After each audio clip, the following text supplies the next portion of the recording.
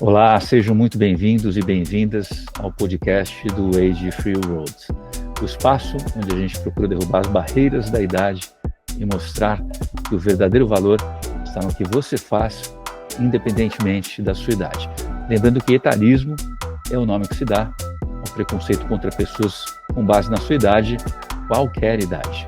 Eu sou Fábio Betti e hoje vamos conversar com alguém que não precisa de bola de cristal nem carta de tarô para imaginar e criar futuros possíveis. Ela é futurista pioneira no Brasil, cofundadora do NEF, Núcleo de Estudos do Futuro da PUC de São Paulo, especialista em sustentabilidade, criatividade, já trabalhou com comunicação, é também diretora da Tech the Future Brasil e CEO da Pangera, que promove justamente relações intergeracionais. Ufa, daqui a pouco ela vai falar um pouco mais sobre isso. E com ela, a gente vai esmiuçar o tema deste episódio. Como construir melhores futuros unindo todas as gerações. Muito bem, Rosa Alegria, seja muito bem-vinda. Que alegria, mais uma vez a gente está conversando, numa conversa em fluxo, eu espero, sobre um tema tão importante. Seja muito bem-vinda. Muito obrigada. Eu sempre gosto quando você me convida, sempre me sinto em casa, a gente tem uma sintonia fina muito forte e é um prazer estar aqui, Fábio. Maravilha. Tem maiores delongas, né, uma palavra em desuso, mas que muitos ainda conhecem, né, sem maiores demoras, sem maiores delongas, já te perguntar de onde surgiu o interesse pelo futurismo e também por um termo que você acabou cunhando, que é a Revolução Transetariana. Me conta. Transetária, Revolução Transetária. Revolução Transetária. Eu entrei, eu sou precursora no Brasil, né, em estudos do futuro, academicamente falando, lá na virada do milênio. Foi um momento simbólico até, né, virando de 99 para 2000, quando em 99 eu li um artigo que me fez descobrir que havia um curso que formava profissionalmente, né, academicamente, profissionais que estudavam o futuro. Até então, eu tinha uma ideia esotérica sobre isso. E aí, quando eu li esse artigo, e estava vivendo uma fase profissional em transição, eu estava no escuro, porque eu não queria mais aquilo que eu fazia, e também não sabia muito claramente o que eu queria fazer. Então, nesse interlúdio da incerteza profunda, eu me joguei. E fiz uma pergunta para o universo: o que de novo eu posso fazer? O que de novo, algo que ainda não se faz? E não passaram alguns dias, essa revista veio à minha mão.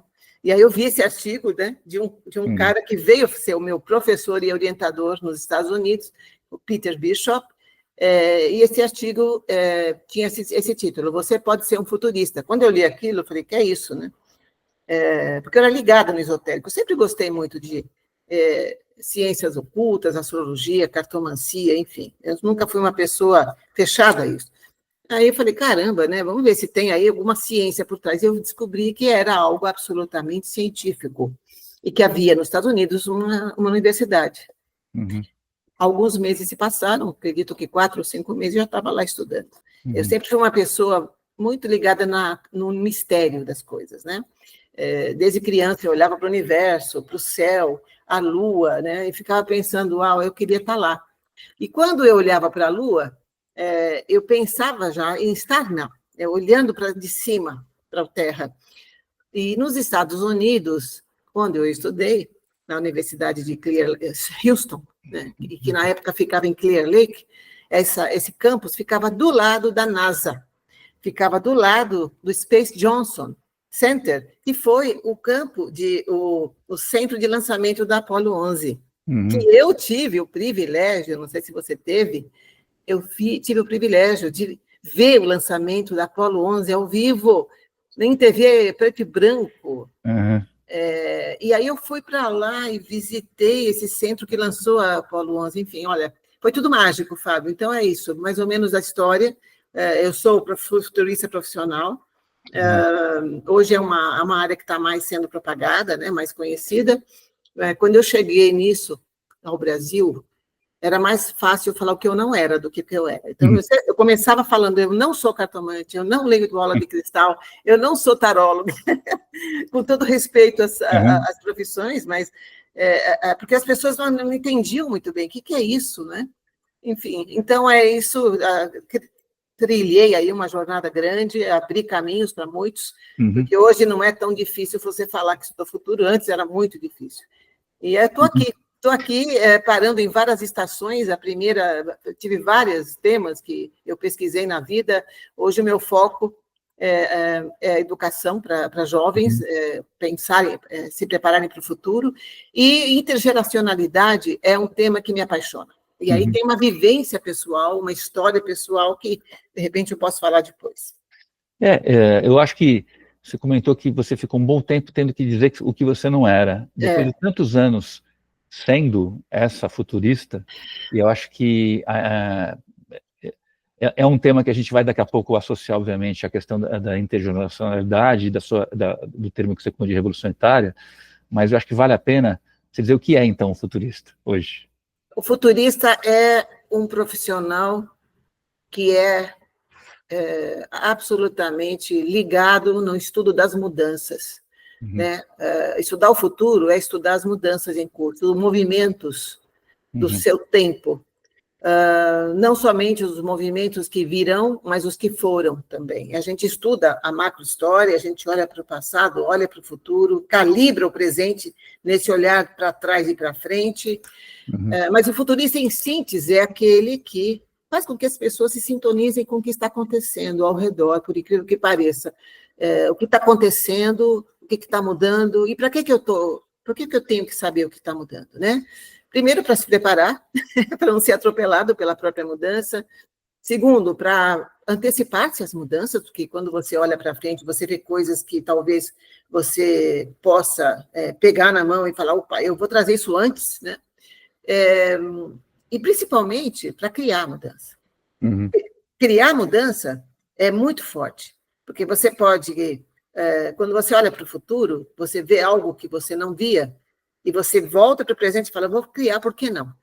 Entende? Então, o futuro não existe, mas ele passa a existir quando ele vira presente, quando ele é criado. É mais ou menos isso. Então, o futurista é um provocador, ele mete as pessoas, olha, abre a janela, olha o que está acontecendo lá fora. Muitas empresas não fazem isso. Elas acham que fazem, né? Elas fazem análise competitiva, inteligência de mercado. Isso é olhar para o lado, não é olhar para frente. E quando você está numa corrida, numa maratona, olhando para o lado para o seu competidor, você pode tropeçar, cair, você não ganha. Agora, olha para frente, você vai ver coisas que o outro não vê. Sensacional essa forma de explicar, adorei a metáfora.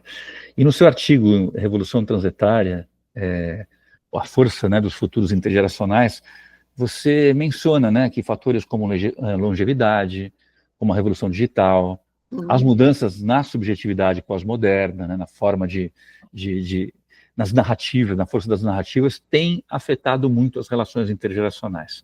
Eu acho que agora, com esse pequeno preâmbulo, eu acho que eu queria mergulhar um pouquinho contigo no tema da revolução transetariana e como é que ele, então, apareceu na sua vida, para a gente depois explorar um pouquinho possibilidades de entendimento e depois de movimento, de ação, para ajudar que esse futuro não seja tão, como é pelo menos no presente, na forma de enxergar atualmente, que é ainda muito, muito, muito baseado em muros, e menos em convivência cocriativa, né, e muito mais de luta entre essas gerações. Bom, eu tenho uma história aí que me levou, primeiro que me deixou muito incomodada, quando eu comecei a entrar na maturidade mediana, vamos dizer assim, né? Lá pelos meus 50 anos, 40 e poucos, 50 anos, eu começava a me sentir estranha quando eu começava a entrar em reuniões com jovens, né? Quando eu, na verdade, queria ainda... assim, eu não tinha nem noção que eu estava ficando velha, sabe? Isso é um ponto a favor. Então, eu ficava querendo estar no meio de sempre, que eu sempre estive, sempre fui uma pessoa ligada à inovação, a pensamento fresco, né? E os jovens sempre ofereceram isso. Então, aí eu comecei a me sentir estranha, porque eu entrava nos grupos, né? De trabalho e nas reuniões, aí o pessoal, vamos falar agora, e ela chegou, né? Vamos mudar a linguagem aqui. E aí começava com a coisa do senhora, isso é aterrador, aterrador. né, a senhora, né? E aí eu falei, caramba, peraí, o que está acontecendo aqui? Eu sou vocês, eu estou aqui entre vocês, eu sou mais uma, né? E eu sentia, então, que havia um corte da presença de uma pessoa mais velha no meio de jovens. Eu sempre tive a tendência, Fábio, de estar entre os jovens, sempre tive. Eu acho que eu sou uma jovem eterna, né? Psicologicamente, não biologicamente ainda, porque a biologia se impõe, mas assim, eu comecei a me incomodar e comecei a participar de vários grupos, e até grupos. Eu me lembro de uma vez de uma iniciativa da Cláudia, que eu esqueci o nome dela agora, de empreendedores. E ela criava, ela chamava a gente de todas as idades. E aí tinha muita briga, Fábio, sabe? Os mais velhos falavam para os mais novos assim: pô, cara, eu fiz isso várias vezes, nunca deu certo. Sabe? Melhor você desistir. Sabe? Você não está sabendo, porque eu tenho experiência. Cuidado com isso. E a pessoa mais jovem ficava totalmente desnutrida de energia, né? Ficava se sentindo mal. E, por outro lado, os mais jovens olhavam para os mais velhos e falavam, pô, mas, cara, isso aí já está passado, está ultrapassado, cara, sabe? Se atualize. Mas tinha um tom de arrogância por parte dos dois lados, né? Eu falei, isso não vai prestar. Isso não vai dar certo. A sociedade, como ela está, gente ficando mais velha, os jovens assim, indo para espaços de liderança, com essa arrogância dos dois lados, isso não vai prestar. Então, aí, uma vez me chamaram como futurista para fazer parte de uma iniciativa, de uma startup de inclusão etária, para ajudar a população mais velha, né? Eu disse, olha, muito bacana, muito nobre a iniciativa, mas isso já tem muitas iniciativas. Eu não me interesso por isso, muito obrigada pelo convite. O que me interessa, né, falando para as pessoas que me chamaram, os jovens que me chamaram, o que me interessa é conciliar as diferenças entre as idades. Tá? O que me interessa é derrubar muros e não criar muros. Bom, aí fez todo sentido para eles. Encurtando a história, né, eu me reuni com o Wellington Porto, eram vários sócios, mas assim, o que ficou mesmo comigo, porque ele foi até o fim, foi o Wellington Porto, depois veio o Ronaldo Risseto. A gente veio e começou a fazer a criação de uma startup que passou a se chamar Pangera, Pan de todos e Gera de gerações. E a assinatura era Mundo Sem Idade. A gente não pode se fixar na idade como elemento de exclusão e de separação. Aí eu vou trazer um pouco os fenômenos que estão acontecendo, que me levam a essa conclusão, do que me fizeram criar essa expressão, revolução transetária, né? Olha, nós estamos ficando cada vez mais velhos por mais tempo. As grandes big techs, né, estão investindo bilhões de dólares em medicina regenerativa.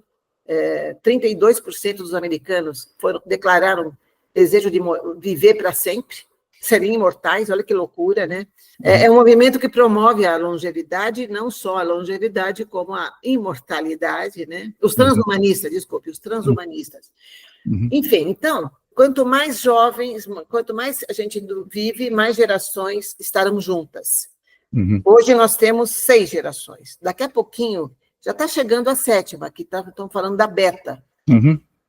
No trabalho... Nascidos nesse ano, né? Nascidos nesse ano, já são... Eles nascem com inteligência artificial. A diferença com o anterior é que... Exatamente. Na era da inteligência artificial. E aí, no mercado de trabalho tem 4. Daqui a pouquinho vai ter 5. No mesmo departamento de RH, por exemplo, né?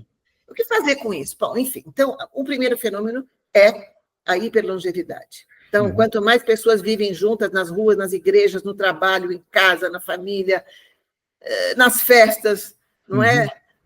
Nas telas, no Zoom. Vão estar ocupando cada vez mais os mesmos espaços, não vão estar segregados, né? E vivendo o mesmo momento histórico. Olha só. Então, o que fazer com isso? É continuar ficando olhando para XYZ com letrinhas e falando ele é assim, ele é assado, ele não serve para isso, ele não serve para aquilo. A primeira é a hiperlongevidade. A segunda é a convergência tecnológica, né? O avanço tecnológico, as novas tecnologias, agora com a inteligência artificial. Por trás de uma tela existe a Rosa, existe o Fábio, mas você pode ser um avatar, você pode ser uma identidade digital, que ninguém vai saber que você tem cabelo grisalho, que você não enxerga bem, não é? E você pode estar jogando aí, tá num Fortnite com 80 anos, jogando com um garoto de 15 do outro lado. E esse garoto de 15, ele tem também uma identidade que não é a biológica, é uma identidade digital ou até psicológica. Então, a tecnologia, ela veio derrubar esses muros, ela veio diluir essas diferenças, porque ela une em vez de separar. Bom, então, o avanço tecnológico. E, por terceiro, é o zeitgeist que a gente vive. A gente vive um espírito do tempo em que as identidades começam a ser mais fluídas, não só em termos de gênero, né, que a gente está vendo esse fenômeno trans, mas fenômenos culturais, a globalização, esse fenômeno da globalização que aconteceu, né, fenômenos de vários tipos que atravessam identidades. E a gente não pode esquecer que também as idades estão sendo atravessadas. Hoje a gente vive um mundo em que o tempo está atravessando as idades, porque a gente vive junto, a gente vive mais juntos. Eu, quando na minha época, era muito difícil conhecer os avós.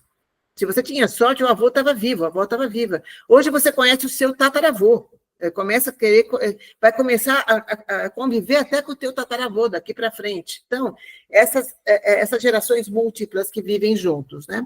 Então, esse tempo é um tempo em que essas idades são atravessadas e as ideias têm que se aproximar. A gente não pode continuar separando as coisas, né? E o transetário, aí eu criei esse conceito do transetário, porque é o que está acontecendo. Mas existe uma resistência enorme por parte do modelo capitalista que a gente vive, né? Então, tem uma cartilha que diz o seguinte: vamos separar para vender mais. A gente segmenta um produto para a geração boomer, Z, Y, etc., que chama a sopa de letra, né, que se fala. Essa sopa de letra não existe na China, por exemplo. Essa sopa de letra não existe na Noruega. Existe só em países ocidentais americanizados, porque isso foi criado nos Estados Unidos, numa nação hipercapitalista. Então, eu diria, Fábio, que eu não estou dizendo que as separações entre gerações, as diferenças, foram criadas pelos Estados Unidos, mas elas foram fomentadas e cultivadas como uma construção de consumo. Hoje, o que mais importa nessa sociedade mais fluida não é a minha identidade no CPF, na RG. O que mais importa para muita gente é como você se sente. Você se sente com 50 anos ou você se sente com 20? A idade psicológica ela começa a se impor sobre a idade biológica. Mesmo que a idade biológica muitas vezes crie certos desafios, né? Vamos dizer. Exato. Aqui, né? Sim, claro, mas ela se impõe também, é lógico. Mas hoje existem mais recursos na ciência que fazem com que você consiga, talvez, em alguns casos, superar os desafios. Você retarda esses desafios biológicos, vai retardando. Existem mais interesses comuns do que diferentes na criação do futuro. Tá? O futuro, a gente perguntou para jovens e mais velhos várias coisas em relação com o futuro, medos, esperanças, tem muito mais coisas em comum do que diferenças. Então, por que não se concentrar nas coisas em comum, em vez das diferenças? E é isso que está contaminando e talvez atrasando um processo evolutivo, não só na sociedade, como nas empresas. O foco que se dá é na diferença. Nesses X, Y, Z, eu vou criar um produto para o garoto alfa, para o empresário X, enfim. Está acontecendo o seguinte, na Europa agora, tem empresas, eu não sei se aqui na América, tá? Eu não tenho informação, mas tem empresas agora criando produtos que atravessam as idades. Eu fiquei tão feliz com isso, porque eu falo disso desde 2015. E quando eu comecei a falar sobre isso, no mundo sem idade, tudo isso que a gente está falando, olhavam para mim de uma forma esquisita. Tudo bem, eles achavam interessante, mas vai aplicar dentro da empresa isso. vai aplicar uma orquestração transitária na empresa. Não havia ainda preparo. Então, eu falava assim, por que não criar produtos que agradem a todas as gerações? E agora está acontecendo. Tem produtos aqui, produtos assim, já sendo pautados para agradar todas as gerações. Isso já está acontecendo. O que eu vejo que não está acontecendo, as empresas pensam que estão fazendo grandes avanços, talvez algumas estejam, e me perdoem aquelas que estejam fazendo algo nessa direção que eu vou falar, posso estar por fora, mas, em geral, vamos dizer assim, em geral, as empresas, quando dizem vamos incluir pessoas mais velhas, para trazer mais diversidade etária, tudo bem, é um primeiro passo bacana, bem importante, mas não é estratégico, né? E não resolve.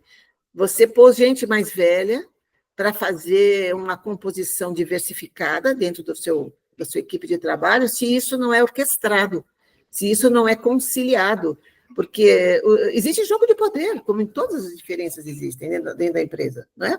E você que trabalha como consultor, você sabe mais do que eu. Então, quanto mais você traz pessoas mais velhas para estarem no meio de pessoas mais novas, sem nenhum tipo de estratégia, nenhum programa de inovação, né? Metodologias de conversação, que isso existe, a gente oferecia na época, sabe, não vai adiantar. Não adianta incluir se você não orquestra as diferenças. O que vai ser realmente revolucionário, e que poderá ser revolucionário dentro das empresas, é sair dessa angústia. O que eu faço agora? Só tem briga. Um acusa o outro, um reclama do outro, que o mais jovem ele é desleixado, chega tarde. O mais novo fala que o mais velho não aprende nunca a mexer naquela tecnologia, enfim. Você me provocou a duas reflexões. Acho que quando você traz aqui, trazendo um pouco o meu entendimento do que você disse, quando você traz um olhar para frente, pegando a metáfora que você trouxe no início, você vê três grandes fatores que estão impulsionando um mundo menos separado em termos de idade, que é a revolução digital, que é a longevidade, que são identidades mais fluidas.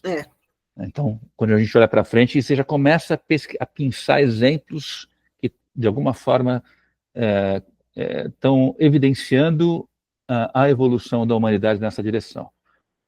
No entanto, contudo, todavia, eu quero trazer dois, talvez, freios de mão nesse processo evolutivo. Acho que o primeiro deles é um clássico, que é o desafio que sempre entre jovens e mais velhos, sempre existiu. Ou, quer dizer, eu não sei, eu não tenho informação suficiente para dizer que sempre existiu. Mas desde que a gente se conhece nas histórias míticas, em todas as histórias que a gente conta, tem sempre uma contraposição entre o jovem e o mais velho em todas as histórias, que é um elemento cultural bastante introjetado, digamos assim, na nossa história como humanos. É um aspecto. Sim. E aí eu estou olhando para trás. Vamos dizer assim, você trouxe o olhar para frente, olhando para trás, eu vejo essa luta entre gerações de jovens e mais velhos presente na história há muitos e muitos anos já. Sim, sem dúvida, sem dúvida. E eu assomo a isso um segundo bloqueador, ou melhor dizendo, um segundo freio de mão, que para a gente poder perceber o movimento que está acontecendo para frente, a gente tem que ter capacidade de parar, pensar e refletir. E nós estamos vivendo uma cultura, quando eu olho para o lado, uma cultura que segue estimulando o contrário do pensamento crítico, segue estimulando as respostas o mais rasas, rápidas possível, ou seja, segue estimulando uma cultura que, diante dessas formas de preconceito que você trouxe entre jovens e mais velhos, não consegue superar talvez um legado passado, que é a guerra geracional, ou guerra intergeracional, e não consegue sair deste lugar, né, de dor no presente, onde, como só reforçando o que você disse, onde jovens estão sofrendo porque eles não estão conseguindo se adequar a um modelo capitalista econômico que exige deles o sacrifício das suas vidas ou da sua vida para que eles possam ser bem-sucedidos, e os mais velhos, por sua vez, que vivenciaram isso, não conseguem aceitar que estes jovens não querem percorrer essa mesma trajetória de sacrifício e sofrimento que eles para chegar onde eles chegaram. E, no fundo, quando a gente consegue romper a barreira histórica da separação dessa guerra entre gerações e consegue romper a barreira da não reflexão, eles se veem exatamente com as mesmas necessidades. Seja mais jovem ou seja mais velho, ninguém mais quer, vivendo no mundo de hoje, ser escravo do seu trabalho. Ninguém mais quer sacrificar a sua vida completamente, né, para conseguir chegar a algum lugar. Muito legal. Né? Então, assim, importante você trazer isso, porque assim, a questão do passado ela é fundamental. A gente tem que aprender. Claro que sempre houve confronto, né, entre as gerações, mas por causa dos mais velhos, que sempre criticavam isso, nossa, desde talvez a pré-revolução industrial. Mas foi fomentada pela Revolução Industrial. Uhum. Olha só, primeiro vamos falar assim, sempre houve, mas como agora não. A Revolução Industrial passou a classificar o ser humano entre quem produz e quem não produz, certo? E aí, o que não produz é o mais velho. Produz no sentido arcaico do termo, porque hoje, da era das tecnologias, e, por favor, termo de produtividade começa a ficar obsoleto. Né? Eu gostaria muito de levar trazer isso à atenção. Dentro das métricas empresariais, o que é produtividade? Primeiro isso, né?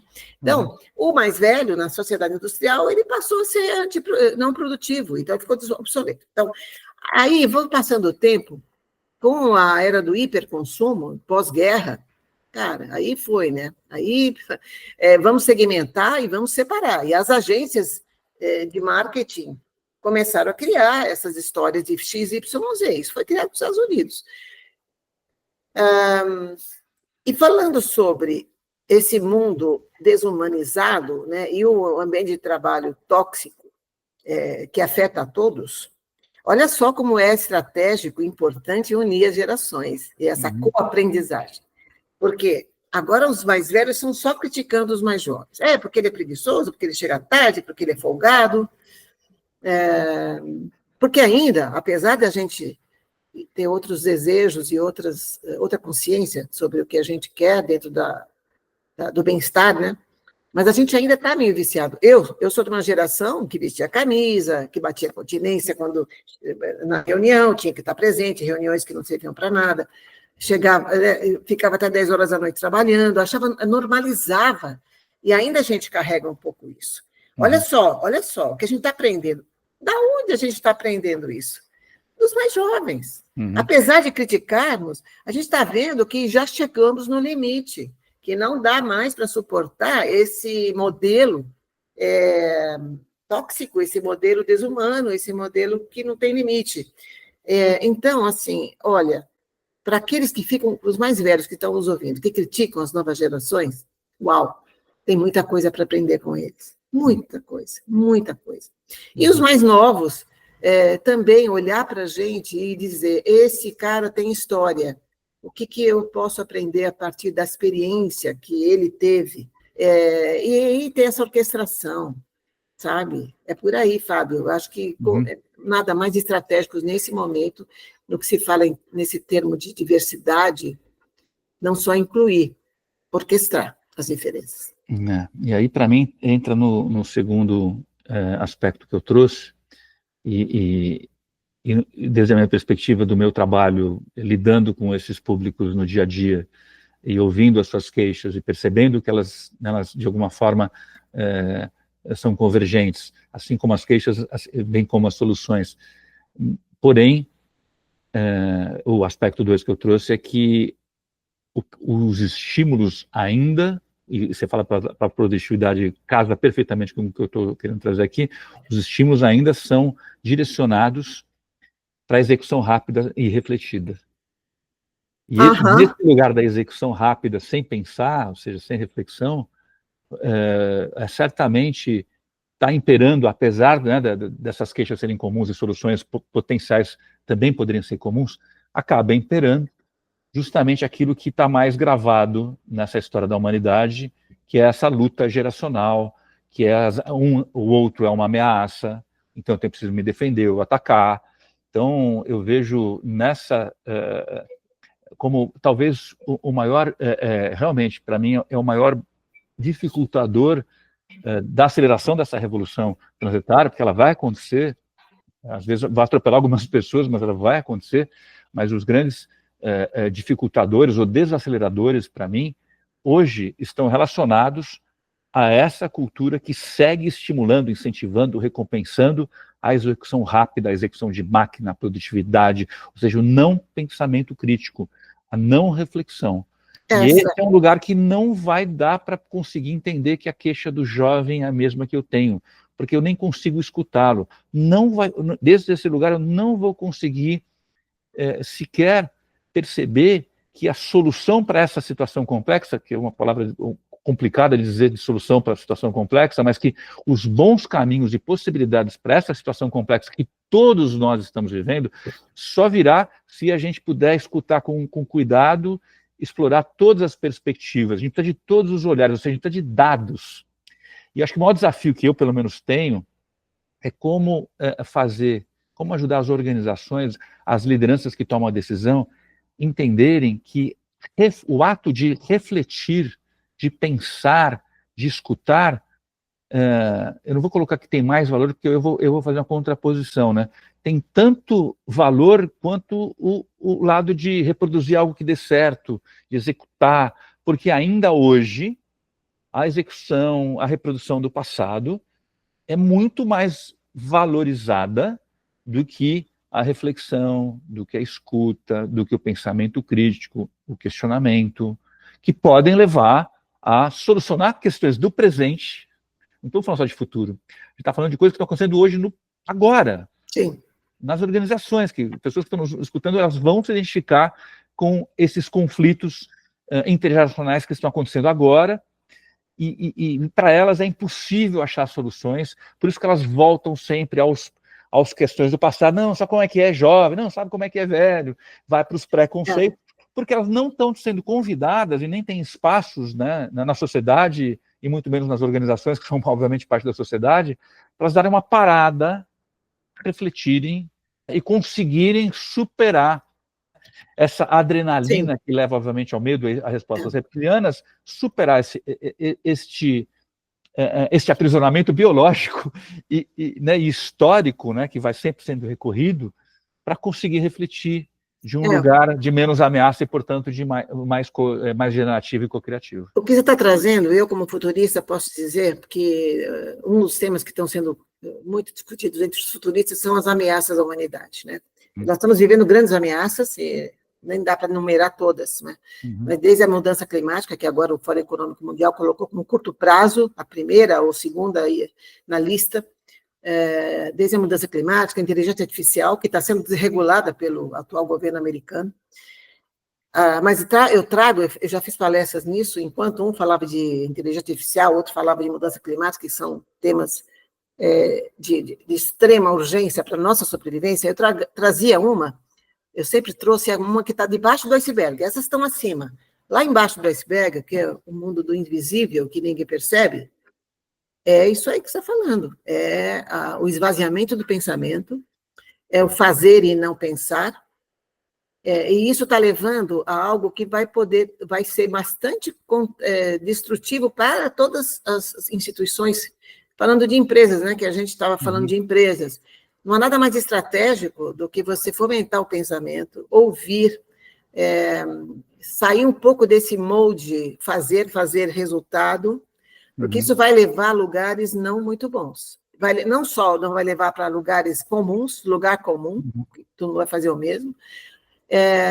Da onde vem a criatividade? Não é colocando puff colorido na sala, não é mudando só o layout da sala, não é colocando mesa de ping-pong. Isso também ajuda, é bacana. Mas não é isso, é o silêncio, é a contemplação, é o ouvir, é o aprofundamento de um pensamento. E isso não é criatividade. Da onde vem a criatividade? Vem do silêncio, vem do vazio, do mistério. Então, uma empresa que não fomenta espaços livres para as pessoas saírem daquela tempestade, né, de tem que entregar com deadline, correndo. Vamos lá, gente, vocês têm 15 minutos para gerar uma boa ideia. Até pode ser que algum gênio consiga, mas não é fácil. A ideia nutrida de inovação, ela vem da imaginação. E aí, só para finalizar essa parte, desde a metade do século XX, estão sendo feitos estudos, realizados estudos, que estão comprovando gradativamente a perda da imaginação do ser humano. O nosso alcance, né, de olhar para frente e de imaginar coisas nunca vistas está chegando está em decadência. E aí eu pergunto, o que será da sociedade e do mundo que está em policrise, com tantas ameaças, com uma sociedade que não imagina mais nada novo? Nós temos que trazer espaços, condições, experiências em todos os setores da sociedade para fomentar a imaginação e o aprofundamento do pensamento através da escuta, não de papo raso, né? Mas do aprofundamento. Isso é uma ameaça muito grande. E, para mim, eu sou muito influenciado por dois grandes cientistas, um deles muito, muito, muito reconhecido, que é Darwin, né? E um outro um pouco menos conhecido nos círculos mais próximos a nós, nas nossas bolhas, que é o Maturana. De qualquer forma, os dois identificaram que a evolução das espécies está sempre relacionada, ou pelo menos saltos evolutivos estão sempre relacionados a desafios complexos que esses grupos de indivíduos dessas espécies foram obrigados a lidar. Alguns lidaram bem, evoluíram, outros lidaram mal e se extinguiram. Então, quando a gente olha para a espécie humana, um caminho que eu procuro praticar, e às vezes, atualmente, com um pouco mais de descrença, talvez, mas ao mesmo tempo sem perder totalmente a esperança, a primeira parte desse processo não é como refletir porque não estamos refletindo, vou brincar aqui, né? Mas é ter uma crise comum pela qual precisamos fazer algo.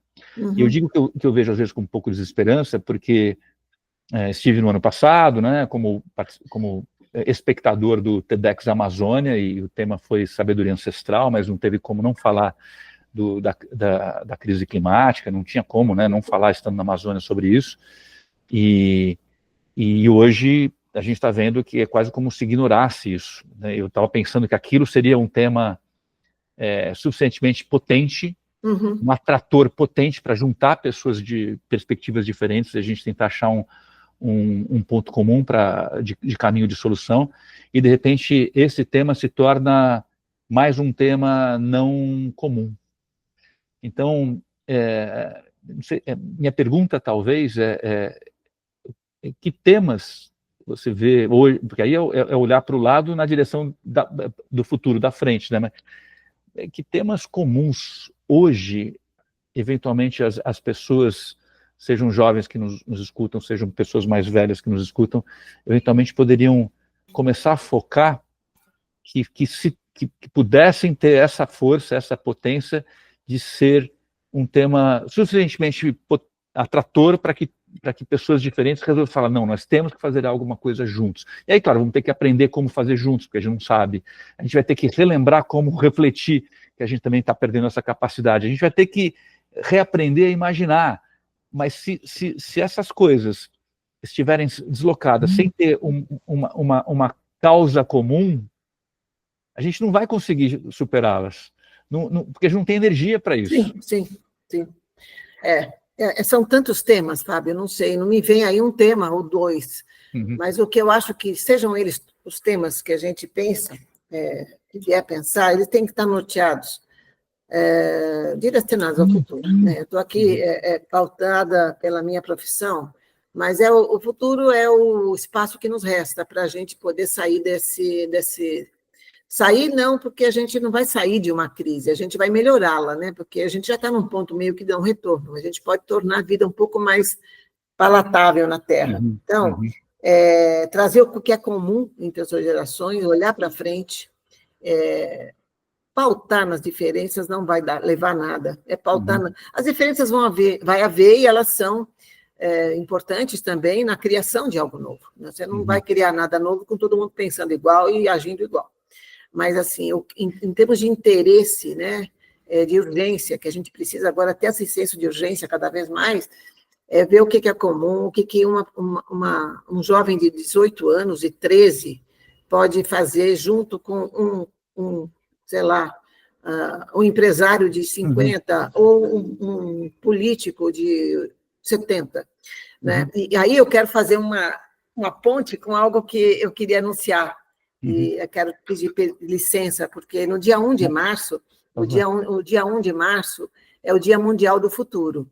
Né? Há 10 anos, ou mais de 10 anos, ele já é instituído através de diálogos por vários países, online, né? Todo meio-dia, desde a Nova Zelândia até a Groenlândia, futuristas falam sobre vários temas sobre o futuro. Você já está convidadíssimo, e vou te mandar todas as informações, certamente vai enriquecer os debates, mas a gente que trabalha com jovens, eu trabalho com jovens atualmente, educação para o futuro, né? Eu sou da equipe global do Teach the Future, Ensine o Futuro, que aqui no Brasil nós temos uma equipe gestora local, que é o TTF Brasil, é o futuro dentro da escola, como a gente prepara os jovens. E a gente criou um Dia Mundial do Futuro só com jovens e mais velhos conversando juntos. Olha só, então, durante 24 horas, do dia 1 de março, nós vamos reunir jovens e adultos, jovens de 12 a 25 anos, se não me engano, e adultos de 26 a sem fim, né? Falando sobre temas emergentes da humanidade. E aí eu queria convidar gestores que estão nos ouvindo, né, diretores, lideranças de diversas áreas, para aprender o que de incrível, o que de maravilhoso pode nascer de uma conversa profunda entre duas gerações. Eu sinto que talvez um caminho que precisa ser com disciplina e com resiliência ser tentado é de verdade tentar encontrar esse tema que seja tão comum que consiga não só colocar pessoas de diferentes idades, mas pessoas com visões políticas diferentes também. Porque eu acho que a gente está falando aqui de uma visão também interseccional. São N maneiras de nos separarem. Sim, né? Sim, sim. E eu acho que está faltando nós, né, e estou me incluindo a você, incluindo a todas as pessoas que nos escutem, baixar um pouco as guardas, né, ou a guarda, e pensar num tema que de verdade você vê uma pessoa mais jovem preocupada, uma pessoa mais velha, você vê uma pessoa de esquerda, uma pessoa de direita, você vê um heterossexual, um LGBT preocupados ou preocupadas, e a partir daí iniciar algum tipo de conversa onde a gente possa trazer à mesa esse tema sem ser deste lugar, como você falou tão bem, que nos separa, né? A nossa diferença de orientação sexual, a nossa diferença de gênero, a nossa diferença de idade, e acho que é um pouco sonhático o que eu estou trazendo, mas quando eu traduzo e levo isso para as organizações, não é tão idealizado assim não, porque quando eu trago, junto com outros consultores, meus sócios e consultores associados, o tema do ambiente de trabalho, das relações de trabalho, é rápida a identificação de todos com a dor e o sofrimento que a forma como as coisas ainda estão vem gerando. Então, não é tão difícil assim. Não. Difícil para mim, e aí vou me incluir, é abrir mão dos rótulos que não são só geracionais, mas muitos outros que eu citei aqui, que nos separam e estão sempre o tempo todo ali, porque as redes sociais vivem disso. Estou o tempo todo estudando rede social. Ela precisa da indignação, ela precisa do rancor, da raiva para conseguir manter as pessoas. Ela entendeu isso já há uma década, pelo menos. Entendeu que vai manter as pessoas mais presentes ali, cativas em termos de tempo, se ela cultivar esse tipo de emoção. E é muito difícil a gente sair disso. Porque numa conversa multigeracional, talvez alguém traga algum aspecto político, talvez traga algum aspecto de costumes que para o outro sejam uma ofensa ou uma agressão. Para mim, esse é o maior desafio.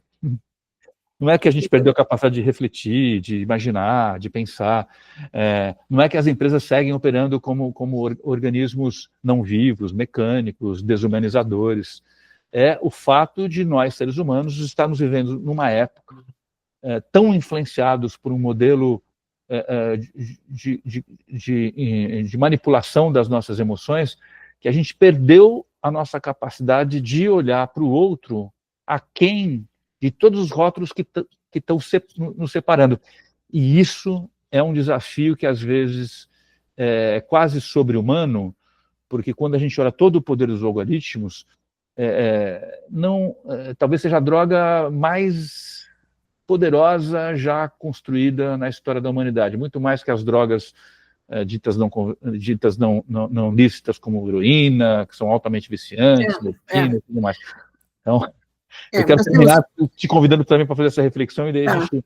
Claro. Eu acho que, só para não deixar escapar, nós estamos vivendo uma época de ouro na questão do reconhecimento da diferença, da inclusão, sempre em evolução, mas a gente tem que tomar um cuidado até onde isso vai virar também exclusão, no excesso de identitarismo. Com relação à idade, o que eu tenho a dizer aqui é o seguinte: cuidado com as prisões que a gente cria para nós mesmos, cuidado com a forma como a gente está se aprisionando pela própria idade que tem. A gente cria as nossas próprias prisões. E isso ajuda a esse ambiente tóxico, isso ajuda esse ambiente desumano que a gente vive, e normalizá-lo, né?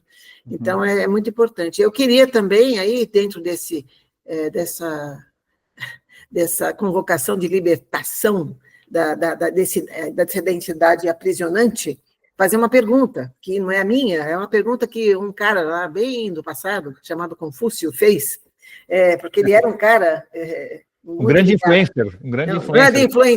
Viveu até hoje ele está me influenciando, né? Uhum. E ele trouxe uma pergunta que eu sempre faço quando eu falo desse tema, né? E eu queria deixar isso no ar, para todo mundo que está ouvindo. E a pergunta é essa: se você não soubesse a idade que tem, que idade você teria? É essa a pergunta que eu queria deixar. E acho que todo mundo aí tem uma resposta para dar. E não necessariamente é a idade que está no seu RG. Fica, então, aqui a pergunta. Quero te agradecer imensamente, Rosa, por mais uma conversa. A gente já tinha feito uma no meio da pandemia.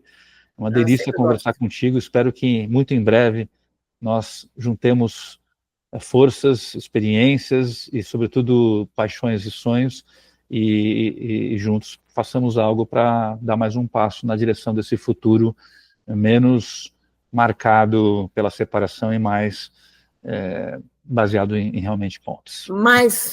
Menos muro e mais pontes, é isso. E muito obrigada. Eu também gosto muito do que você faz, do que você fala, sou tua admiradora. Me chame sempre que estarei a bordo, tá bom?